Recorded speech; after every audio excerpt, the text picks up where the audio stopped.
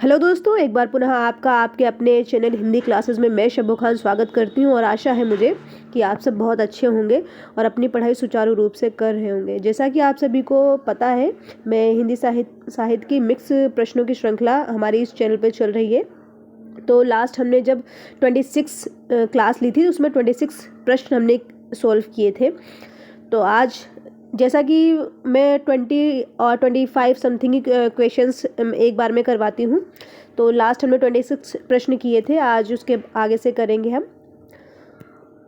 तो हमारा पहला प्रश्न है, आप इन सभी प्रश्नों को ध्यानपूर्वक सुने और अपने उत्तर का चयन कर लें। उसके बाद उत्तर से अपने मिलान कर लें। पहला प्रश्न है हमारा, हिंदी का वर्ड्सवर्थ किस रचनाकार को कहा जाता है? तो हिंदी का वर्ड्सवर्थ नाम आया है, तो आप इस चीज़ को ध्यान दें, हिंदी का वर्ड्सवर्थ। तो हिंदी का वर्ड्सवर्थ किसे कहा जाता है? सुमित्रा नंदन पंत जी को हिंदी का वर्ड्सवर्थ कहा जाता है। इस चीज़ को ध्यान दें आप, इम्पोर्टेंट प्रश्न है ये। अगला प्रश्न है हमारा, हाय रुक गया यही संसार, बना सिंदूर अंगार, वातहत लतिका वह सुकुमार, पड़ी है छिन्नाधार। पंक्ति संबंधित है, यह हजारी प्रसाद द्विवेदी जी से संबंधित है, जयशंकर प्रसाद पंत जी या निराला जी से यह पंक्ति संबंधित है। तो आप अपना उत्तर जो है आपका उसे चयन कर ले और इसका उत्तर जो हो जाएगा पंत जी से संबंधित है या सुमित्रा नंदन पंत जी की पंक्ति है या। अगला प्रश्न है, मिश्र बंधु विनोद का चौथा भाग कब प्रकाशित हुआ है? 1913, 1934, 1938 या 1910? तो मिश्र बंधु विनोद का जो चौथा भाग प्रकाशित हुआ है, पहले तो आप ये ध्यान रखें कि मिश्र बंधु 4 भागों में प्रकाशित हुआ है, ठीक है। और इसका प्रश्न जो यहाँ पूछा गया है वो चौथा भाग पूछा गया है, तो इसका चौथा भाग जो है 1934 में प्रकाशित हुआ है, ध्यान दें आप इस चीज़ को। अगला प्रश्न है, मिश्र बंधु विनोद नामक हिंदी साहित्य के इतिहास लेखकों के नाम हैं। तो इसमें 3 लेखकों के नाम है, 3 भाई हैं ये मिश्र बंधु। तो इन्होंने तीनों ने मिलकर ये मिश्र बंधु विनोद जो है इनकी रचना उसको लिखा है और इसमें जो तीनों लेखकों के जो नाम है वो बताने हैं आपको। तो इसमें श्याम बिहारी, सुखदेव बिहारी और राम नहीं है। गणेश बिहारी, श्याम बिहारी, राम बिहारी नहीं, ये भी गलत, ये भी गलत, ये भी गलत। गणेश बिहारी मिश्र, श्याम बिहारी मिश्र और सुखदेव बिहारी मिश्र। तो थर्ड ऑप्शन इसका सही हो जाता है, ऑप्शन नंबर सी। और ये इसकी सीरियल वाइज भी ये सही है, इनके नाम जो किताबों में मिलते हैं वो इसी सीरीज से मिलते हैं, गणेश बिहारी मिश्र, श्याम बिहारी मिश्र और सुखदेव बिहारी मिश्र। तो आप इसी सीरीज से याद करें, सीरियल वाइज इसको याद भी करें आप। तो 3 भाई हैं ये, गणेश बिहारी मिश्र, श्याम बिहारी मिश्र और सुखदेव बिहारी मिश्र। अगला प्रश्न है, नागरी प्रचारणी सभा के संस्थापकों में कौन नहीं है? तो नागरी प्रचारणी सभा के संस्थापकों में नहीं है बाबू श्याम सुंदर दास, ठाकुर शिव कुमार सिंह, पंडित राम नारायण मिश्र, रामचंद्र वर्मा। तो रामचंद्र वर्मा इसके संस्थापकों में नहीं है। आप ध्यान रखें इसको, राम, श्याम और शिव, आप इस ध्यान रखें इन तीनों नामों से, राम, श्याम और शिव, ये तीनों संस्थापकों में हैं इसके। रामचंद्र वर्मा इसके संस्थापक में नहीं है। अगला प्रश्न है, निम्नलिखित में से कौन कोलकाता के फोर्ट विलियम कॉलेज से संबद्ध नहीं है? तो इसमें कौन से संबंधित फोर्ट विलियम कॉलेज से नहीं है? तो लल्लू लाल जी, इंशा अल्लाह खां, सदासुख लाल, भारतेंदु हरिश्चंद्र। लल्लू लाल जी से संबंधित है, ठीक है, फोर्ट विलियम कॉलेज से संबंधित है लल्लू लाल जी। इसके अलावा सदल मिश्र जो है वो भी इससे संबंधित है। लास्ट जब यूपी टीजीटी का एग्ज़ाम हुआ था तो उसमें 2022 वाले में, तो उसमें पूछा गया था कि कौन से 2 जो है कलकत्ता फोर्ट विलियम कॉलेज से संबंधित हैं, तो उसमें सदल मिश्र और लल्लू लाल दिए थे। तो अगर वो प्रश्न बन सकता है तो ऐसा प्रश्न भी बन सकता है, तो ध्यान दें उसको आप। तो संबंधित कौन है इसमें? लल्लू लाल जी और सदल मिश्र दोनों ही फोर्ट विलियम कॉलेज से संबंधित हैं। अगला प्रश्न देखिए, आरोही क्रम के आधार पर सही उत्तर का चयन करना है आपको। आरोही क्रम देखना है, पद्मावत, चित्रावली, मधुमालती और ज्ञानदीप। अब आरोही क्रम लगाने के लिए आपको इनका रचनाकाल पता होना चाहिए, तो हम इसका रचनाकाल देख लेते हैं। पद्मावत का जो रचनाकाल है 1540 है पद्मावत का रचना काल जो है 1540 है। और चित्रावली का जो रचना काल जो है, चित्रावली का जो है रचना काल वह है 1613। क्या है? 1613 इसका रचना काल है। मधुमालती का है 1545 और ज्ञानदीप का है 1619। अब इसी सीरीज में जो भी ऑप्शन सही हो वो आप देख लीजिए। तो 1540, तो इन सब में सबसे पहले कौन सा आ रहा है? 1540 पद्मावत, तो पद्मावत इन तीनों इसमें नहीं, तो ये तो ऑप्शन वैसे ही हट गया। उसके बाद आ रहा है 1545 मधुमालती, पद्मावत के बाद मधुमालती किस में? इस वाले ऑप्शन में, तो इसका ऑप्शन नंबर बी सही हो जाता है। तो इसके जो रचनाकाल हैं आप इनको ध्यान दें। सूफी, ये चारों ही रचनाएं जो है सूफी काव्य से संबंधित है और सूफी काव्य में हर एग्जाम में एक प्रश्न जरूर बनेगा, तो आप इन सभी को अच्छे से ध्यान दें और इन रचनाओं का काल जो है, रचना काल, उसे भी ध्यान दें, रचनाओं के जो रचनाकार हैं उस पर भी ध्यान दें, तो इम्पोर्टेंट है ये। अगला प्रश्न देखिए, फिर फिर रोई कोई नहीं डोला आधी रात विहंगम बोला, पंक्ति से संबंधित है, तो यह किस रचना की पंक्ति है? आपको बताना है। मृगावती, पद्मावत, चित्रावली या मधुमालती? तो यह पद्मावत की पंक्ति है। फिर रोई कोई नहीं डोला आधी रात विहंगम बोला, नागमती वियोग खंड का प्रश्न है ये, ध्यान दें आप। यह जो प्रश्न है नागमती वियोग खंड से संबंधित यह पंक्ति जो है नागमती वियोग खंड की है। अगला प्रश्न देखिए, हजारी प्रसाद द्विवेदी ने किसके विषय में कहा है कि यह आकाश धर्मा गुरु है जिसकी छाया में हर व्यक्ति के व्यक्तित्व का अपने ढंग से विकास होता है? बहुत अच्छा प्रश्न है, महत्वपूर्ण प्रश्न है और बहुत अच्छी बात भी कही है हजारी प्रसाद द्विवेदी जी ने कि यह आकाश धर्मा गुरु है। सबसे पहले तो ये ध्यान रखें कि आकाश धर्मा गुरु जो है किसको कहा गया है और किसने कहा है? तो आकाश धर्मा गुरु किसने कहा है? हजारी प्रसाद द्विवेदी ने कहा है। और किसको कहा है? रामानंद जी को कहा है, जिसकी छाया में हर व्यक्ति के व्यक्तित्व का अपने ढंग से विकास होता है।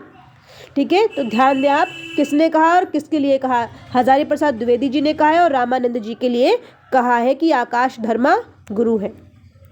अगला प्रश्न है, गोवर्धन पर्वत पर श्रीनाथ जी के मंदिर का निर्माण किसने करवाया है? तो गोवर्धन पर्वत पर श्रीनाथ जी के मंदिर का निर्माण जो करवाया है वल्लभाचार्य जी ने करवाया है। अगला प्रश्न है, आदिकाल में किस प्रकार की रचनाएं मिलती हैं?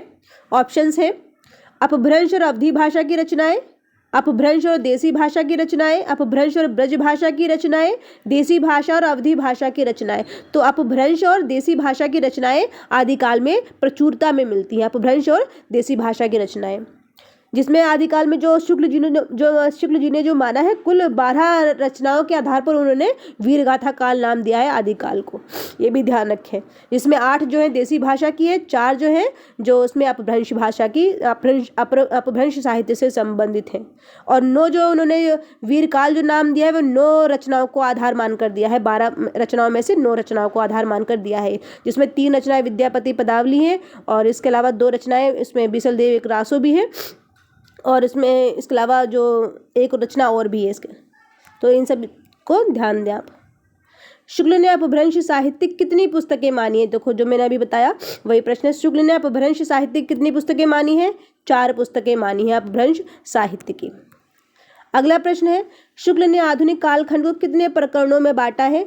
शुक्ल ने 4 प्रकरण में बांटा है, 6 में 6 2 बार आ गया, इसको छोड़ दें आप, 3 ही ऑप्शन माने, 9 में, 4 में, 6 में या 9 में, तो किसमें कितने भागों में कालखंडों में प्रकरणों में बांटा है? शुक्ल जी ने 4 प्रकरण में बांटा है, जिसमें जो पहला जो प्रकरण है वो पुरानी धारा जिसको नाम दिया गया है, शुक्ल ने पुरानी धारा नाम दिया है पहले प्रकरण को। उसके बाद द्वितीय, तृतीय और चतुर्थ प्रकरण को प्रथम उत्थान, द्वितीय उत्थान और चतुर्थ उत्थान के नाम से उन्होंने उसको संबोधित किया है। तो आधुनिक कालखंड को 4 प्रकरण में बांटा है शुक्ल जी ने, ध्यान दें आप।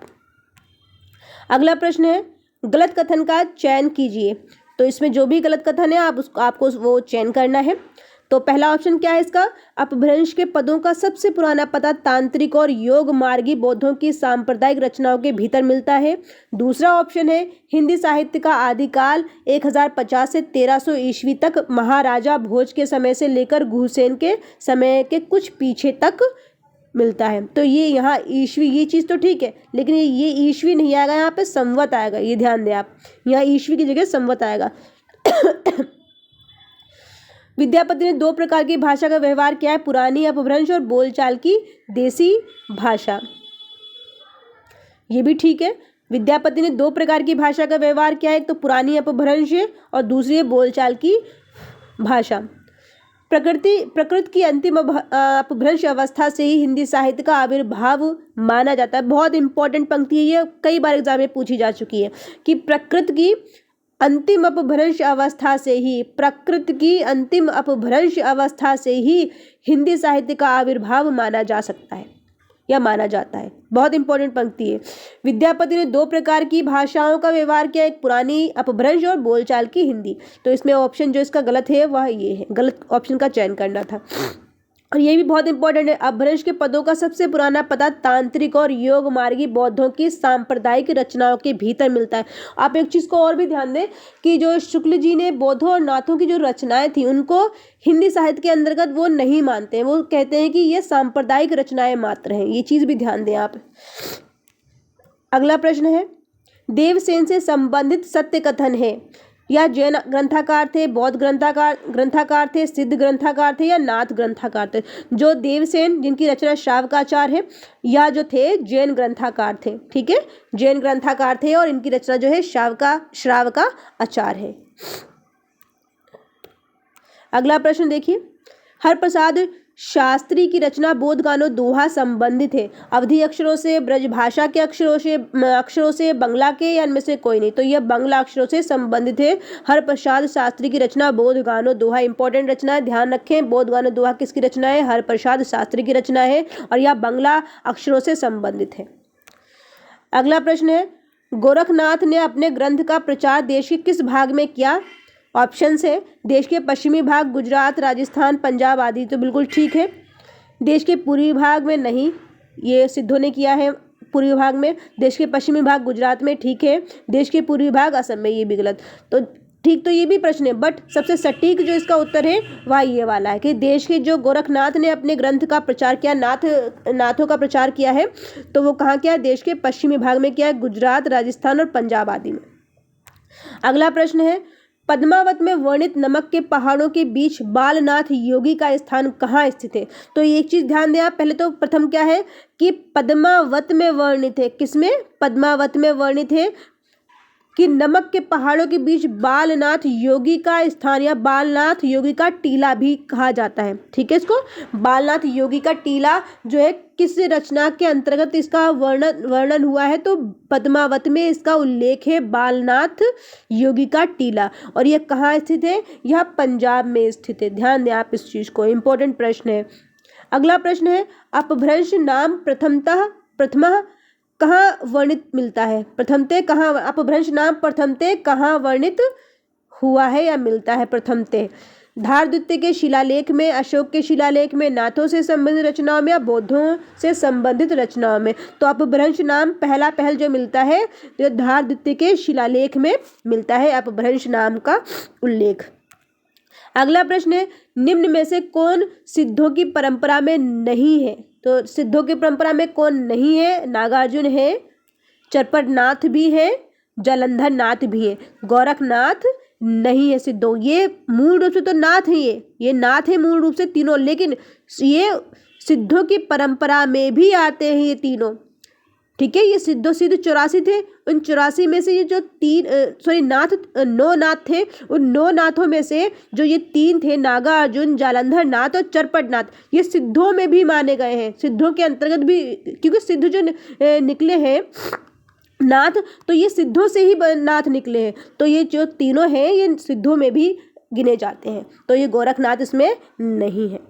तो आज के लिए 20 प्रश्न थे, आशा है मुझे आपके लिए ये उपयोगी होंगे, और मिलते हैं अगली वीडियो में। और अंत में जाने से पहले वीडियो को ज़्यादा से ज़्यादा शेयर करें। अगर आपने अब तक सब्सक्राइब नहीं किया है चैनल को तो सब्सक्राइब भी करें, साइड में बेल आइकन को भी प्रेस करें ताकि आगामी सभी वीडियोस सबसे पहले आप तक पहुँचे। धन्यवाद, bye bye, take care yourself.